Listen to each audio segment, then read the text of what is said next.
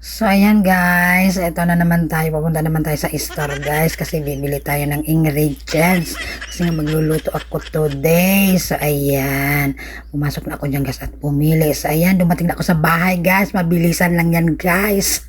So, nandyan na guys, maghiwa-hiwa na ako niya ng aking mga lamas. So, meron akong ginger, at meron akong curry leaf, at meron akong bawang, ahos, unsa ba na oy.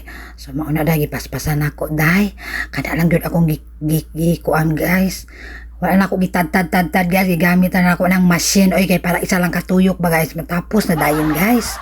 Kay kapoy baya kayo na siya guys, no? Kay kapoy ba nang tad kay nabag yun ay oras baya oy, nagahabol baya tag oras karon. So maunang paspas kayo kog lutuan ni ron kay hapon na baya, basta maghapon na lagi oy, paspas kayong oras ang butoy ngano man kahana no.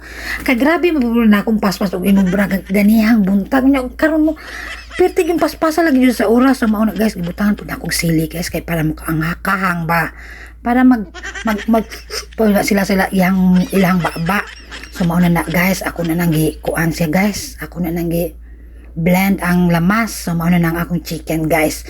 So lami kay na akong chicken kay fresh kay gipalit pud nako na dito ganiha sa store, kay para fresh lagi. Naaman pud mi day stock, pero mas nindot mo ni kay di na ako di pros baka ng pinakalitra man ni guys, kawang ko kabalo nga mao ning gustos bata karon. So mauna na guys, so nag malingki ko kadali. So amo na na die guys, amo na na ang akon mga lamas. So kuna siyang gi-fry no, para maghumot sa pagkuana sa aroma guys. Ay, butang na nako na ang curry powder. So dali ra kay nilutoon guys. So mao ang paborito dining dapita oy, puro kahang-kahang unsa ba oy. So mao ang resulta guys, gilundon na ko ang kanang kuan karni, unsa ba na ay kaning manok. So mao na ako nang giana-ana na gitubigan man na siya guys, kay para mahumok ba. So gipasagda na nako nya, naglimpyo ko sa isa ka kwarto para kuan dali lagi guys oy, dali lagi ang oras pas lagi ning luto ay guys.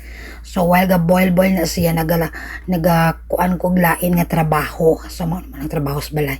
So kana guys, gibutangan ako carrots, gibutangan ako potato.